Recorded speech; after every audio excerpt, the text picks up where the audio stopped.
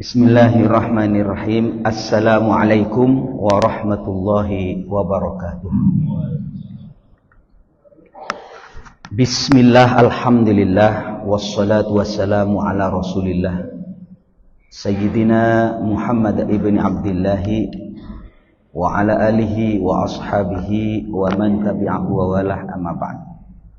Hadratal muhtaramin, para jemaah salat zuhur yang saya hormati, mari kita bersyukur kepada Allah diberi kesempatan untuk bisa melaksanakan sholat zuhur berjamaah. Dan ini merupakan nikmat yang tidak bisa ditafsir yang lain. Ini nikmat yang paling besar, diberi kesempatan oleh Allah bisa bertaqarrub, bisa mendekat kepada Allah dengan kegiatan sholat zuhur berjamaah. Salawat dan salam semoga selalu terlimpahkan kehadiran junjungan kita Nabi Agung Nabi besar Muhammad sallallahu alaihi wasallam. Para jemaah sekalian, kajian zuhur pada kesempatan kali ini saya akan membacakan kutipan dari kitab Nashaihul Ibad. Kitab Nashaihul Ibad ini syarahnya disusun oleh ulama besar dari Indonesia, yakni Syekh atau Kiai Nawawi bin Umar Al-Jawi. Tepatnya beliau itu Al-Bantani, ya. Ulama besar yang wafat di Mekah dan beliau dimakamkan di sana. Di antara syarah yang ditulis oleh beliau adalah kitab Nashaihul Ibad. Bismillahirrahmanirrahim. Qala Yahya bin Mu'adz rahimahullah. Berkata sahabat Nabi bernama Yahya bin Mu'adz rahimahullah, semoga Allah merahmati kepada beliau. Kita punya tradisi kalau disebut nama Nabi kita doa alaihi salam. Nabi Muhammad disebut kita jawab Allahumma shalli wa sallim alaihi atau sallallahu alaihi wasallam. Para sahabat radhiyallahu anhu atau rahimahullahu. Dan selanjutnya para jemaah sekalian, beliau menyampaikan sebuah nasihat min a'dhamil iltirar, termasuk tertipu yang sangat agung. Maksudnya orang yang sangat tertipu itu siapa? Maksudnya tertipu al-ijtira' 'ala Allah Ta'ala. Dia itu berani mengatakan sesuatu atas nama Allah padahal bukan. Apa yang pertama adalah indat tamadi fi dzunubi 'ala raja'il afwi. Dia rajin melakukan dosa, istiqomah tapi dalam dosa, cuma berharap diampuni dosanya oleh Allah. Ya tertipu dia. Tertipu dengan Allah itu Rahman, Allah itu Rahim, Allah itu penyayang, Allah itu pemaaf, Allah itu penerima taubat. Memang ada itu. Kosakata itu ada. Qul ibadiyalladzina asrafu ala anfusihim la taqnatu min rahmatillah. Jangan putus asa dari rahmat Allah. Innallaha yaghfirudz dzunuba jami'a. Allah yang akan mengampuni dosamu. Itu terus yang dibaca. Tapi di sisi yang lain dia masih tetap bergelimang dengan maksiat. Ini namanya tertipu. Padahal di sisi lain kalau kita sadar, Allah subhanahu wa ta'ala itu kalau mau menyiksa sangat pedih. Kalau ada orang bengis, mohon maaf kalimatnya, kalau ada orang menyiksa brutal misalnya, nggak ada yang membandingi kebengisan, kesakitan, siksa yang akan diberikan oleh Allah. Jadi kalau saya membayangkan nikmat itu mala ainun ra'at wala udhunun sami'at wala khatara biqalbin bashar. Jadi nikmat Allah itu tidak bisa dibayangkan. Nikmat, misalnya kita makan enak, suasana nikmat, bahagia. Bahagia yang kita rasakan tidak sebanding dengan nikmat bahagia yang akan dirasakan besok di surga. Kalau kita mendapatkan kesengsaraan, sakit, apa yang kita rasakan itu kalau dibandingkan besok di akhirat enggak sebanding. Karena apa? Apa yang kita rasakan besok di akhirat, mala ainun ra'at, tidak pernah dilihat oleh manusia, wala udhunun sami'at, tidak pernah didengar oleh kuping manusia dan tidak pernah terlintas di dalam hati manusia. Makanya para jemaah sekalian, jangan overdosis maksudnya. Kebanyakan Allah Maha Pemaaf, akhirnya selalu berbuat dosa, lupa baca istighfar, mohon maaf kepada Allah. Yang nomor 2 para jemaah sekalian, wa tawaqqu'il qurbi minallahi ta'ala bi ghairi ta'atin, berharap dekat, merasa dekat, mendapatkan posisi martabat jadi wali. Misalnya orang bersih ngakunya dekat dengan Allah Subhanahu wa taala, tapi bi ghairi ta'atin, tanpa taat, tanpa ibadah. Salat yo enggak, ibadah enggak, ngaku-ngakunya dekat kepada Allah. Kan ada begitu. Ini yang parah ada. Ya, ini paham wahdatul wujud namanya. Jadi mereka itu paham ini merasa ma fi jubbati illallah gitu. Tidak ada di dalam bajuku kecuali Allah. Allah itu lebih dekat daripada min hablil warid, lebih dekat daripada urat leher. Sehingga sampai kebablasan mengatakan, jadi nggak usah sholat, ngapain sholat?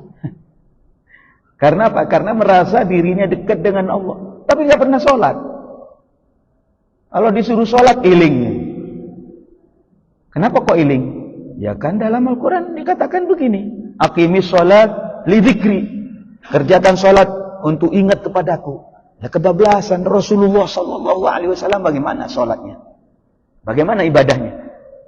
Dijamin masuk surga. Orang yang bersih, tidak pernah berbuat dosa. Sholatnya itu saking lamanya itu bengkak kakinya Nabi. Dan ini sebagai perbandingan. Memang kebablasan dalam bidang apapun nggak boleh, termasuk ini. Merasa padahal kenyataannya tidak, para jemaah sekalian. Tertipu itu namanya. Wantidaru zar'il jannati bi badrin nar. Berharap buah surga tapi dia menanam buah neraka. Benih neraka yang dia tanam, dia berharap buah surga. Berharap surga dengan perbuatan maksiat. Tertipu dia. Walaupun mohon maaf, kalau kita berbicara padanya, yang memasukkan surga Allah, yang memasukkan neraka Allah. Catat ini Pak. Ini tauhid ya. Tauhid kita, an-nafi' wad-dar, yang memberi manfaat, yang memberi mudarat Allah. Yang membuat kaya, miskin Allah. Yang membuat sehat, sakit Allah. Yang membuat mati, hidup Allah. Itu tauhid. Tapi mohon maaf, jangan sampai salah pasang. Akhirnya mengatakan kalau Allah yang menentukan surga neraka, sehat sakit, mati hidup, kaya miskin Allah, buat apa saya ibadah Kiai? Buat apa saya ibadah? Buat apa saya berobat? Buat apa saya kerja? Malah ada yang sampai kebablasan, oh kalau begitu ya udah tidur aja. Kalau waktunya kaya ya kaya, gak usah kerja. Lah ini salah menempatkan qada dan qadar. Kita percaya bahwasanya khairihi wa syarhi minallah. Baik dan buruk Allah yang menentukan. Tapi ini taruh di belakang, Pak. Sebagai sebuah keyakinan dasar kita. Sehingga nanti ketika kita ikhtiar, usaha sudah. Ikhtiar Pak Kiai, kerja udah, berobat udah, hati-hati di jalan udah. Sakit berobat, iya. Tapi ternyata nih setelah usaha dan ikhtiar tidak sesuai dengan apa yang kita bayangkan. Lah mari kita percaya kepada qada dan qadar. Khairihi wa syarrihi minallah. Kembalikan kepada Allah. Inna lillahi wa inna ilaihi rajiun. Saya sudah usaha, udah kerja udah, tapi nggak kaya-kaya gimana? Ya udah kembalikan kepada Allah. Tidak minum baygon, tidak bunuh diri. Tapi sebaliknya misalnya kita ikhtiar, kita usaha, kita kerja, kita berobat dan sebagainya, sukses. Lah ini nanti kalau tauhidnya kuat, nggak sombong Pak. Dia akan mengatakan semua dari Allah. Alhamdulillah. Itu tujuannya, bukan dipakai untuk ya alasan untuk rebahan, hanya main HP, tiduran, kemudian mengatakan ya baik dan buruk apa katanya Allah. Kaya dan miskin apa katanya Allah. Ini orang tertipu dengan keyakinan yang salah itu para jemaah sekalian. Salah tempat ya, salah pasang. Surban saya ini mungkin ya dibandingkan sepatu saya masih mahal sepatu Pak. Tapi kalau salah pasang tetap nggak benar. Ya, walaupun murah taruh di atas, walaupun mahal tetap taruh di bawah. Selanjutnya, wa talabu daril muti'in bil ma'asi, berharap kampung orangnya orang taat. Maksudnya apa? Berharap tempatnya orang yang taat, berkumpul sama orang-orang yang baik, tapi kelakuannya maksiat.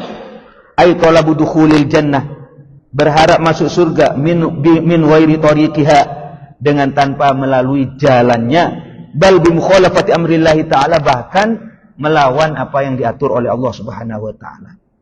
Makanya para jemaah sekalian, kalimat ini catat ini, innama tujazawna ma kuntum ta'malun, sesungguhnya engkau akan dibalas dengan apa yang kamu lakukan. Itu Allah menjaminnya. Lalu terus bagaimana Kiai tadi? Kiai kan mengatakan bahwa yang memasukkan surga itu Allah, yang memasukkan neraka itu Allah. Itu keyakinan. Tapi Allah sudah menyampaikan sebuah pernyataan yang jelas, innama tujazawna ma kuntum ta'malun. Sesungguhnya kamu akan dibalas dengan apa yang kamu lakukan. Itu Allah yang menyampaikan. Bahkan para jemaah sekalian, ada kalimat di sini lagi, wantidharul jaza bi ghairi amalin, berharap balasan dari Allah tanpa amal. Ini kan tertipu namanya. Tertipulah. Bapak nggak kerja, kemudian mengatakan, ya mana gaji saya? Mana ada? Kan aneh. Nggak usah tanya ke kiai. Nggak kerja, nggak usaha, kemudian berharap balasan, berharap gaji. Tertipu itu namanya. Walaupun yang memberi rezeki Allah. Nah, ini salahnya apa? Salahnya menempatkan dalil tidak pada semestinya. Wattamanni 'ala Allah 'azza wa jalla ma'al ifrat, berharap kepada Allah Subhanahu wa taala ampunan Allah tapi ifrat, sembrono. Maka di sini dikatakan begini, Pak. Yarjun najata wa la yasluk masalikaha, inna safinata la tajri 'alal yabasi. Yarjun najata, engkau berharap selamat, wala yasluk masalikaha, engkau tidak menempuh jalannya. Kalau ingin selamat, ya hati-hati. Kalau ingin sembuh, berobat. Kalau tidak menempuh pakai jalannya bagaimana? Inna safinata, sesungguhnya perahu itu, la tajri 'alal yabasi, tidak berjalan di atas jalan yang kering. Tidak jalan di jalan depan ini, enggak. Perahu itu di mana? Ya di air, di laut, di sungai. Nah, kalau ada perahu berjalan di jalan raya, bukan perahu itu, karnaval itu. Makanya para jemaah sekalian, ayo jangan sampai tertipu dengan apa yang kita pahami dan ternyata pemahamannya itu salah pasang. Ini penting ya. Dalil itu kadang-kadang kalau salah pasang jadi salah. Misalnya saya sebagai tuan rumah, bapak tamu. Assalamualaikum Pak Kiai. Waalaikumsalam. Tamu. Saya sebagai tuan rumah, dalilnya ini. Man kana yu'minu billahi wal yaumil akhir, barang siapa percaya kepada Allah, beriman dengan Allah dan hari akhir, fal yukrim dhaifahu, hormati tamunya. Saya sahibul bait. Jangan dibalik, bapak datang ke rumah mentang-mentang jadi tamu. Assalamualaikum, salam. Kiai, hormati saya. Kenapa? Saya ini tamu. Katanya Nabi, barang siapa kiai beriman pada Allah dan hari akhir, hormati tamunya. Loh, kok begini? Saya punya dalil juga. Dan dalilnya salah apa? Ad-dhaif kal mayyit. Tamu itu seperti mayit. Gak usah repot-repot. Yang mayit. Apa salahnya Pak Kiai? Salahnya salah pasang dalil. Aturan ad-dhaif kal mayyit itu pegangannya ya panjenengan sebagai tamu ini. Assalamualaikum, salam. Oh, jangan repot-repot Pak. Saya tamu, saya tak mayit, kan begitu. Ini dipasang oleh sebagai tuan rumah, pegang. Enggak repot-repot. Saya katanya Nabi disuruh menghormat. Akhirnya yang terjadi kita saling menghormati. Kalau salah pasang akhirnya ya bukan menghormati, perang dalil, enggak ada minuman, enggak ada makanan. Inilah para jemaah sekalian yang bisa saya sampaikan berkaitan dengan ini. Mari kita bersama-sama berharap kalau kita ingin husnul khotimah. Mari husnul khotimah artinya baik di akhir hidup kita. Saya berharap mari kelakuan kita disesuaikan. Disesuaikan. Insya Allah kalau kita baik, matinya baik. Fa inna rahmatallahi qaribum minal muhsinin. Rahmatnya Allah itu dekat dengan orang yang berbuat baik. Walaupun semua dari Allah ya. Tapi ini keyakinan. Jangan sampai dijadikan dasar untuk kita malas-malasan. Mudah-mudahan bermanfaat apa yang saya sampaikan, dan mari kita tutup pengajian yang singkat ini dengan pembacaan doa. Allah berikan kepada kita ilmu yang bermanfaat. Amin ya rabbal alamin. Amin. Bismillahirrahmanirrahim. Alhamdulillahirabbil alamin. Sallallahu ala sayyidina Muhammad wa ala ali sayyidina Muhammad. Rabbana anfa'na bima 'allamtana. Ya Allah, berikan kami ilmu yang bermanfaat.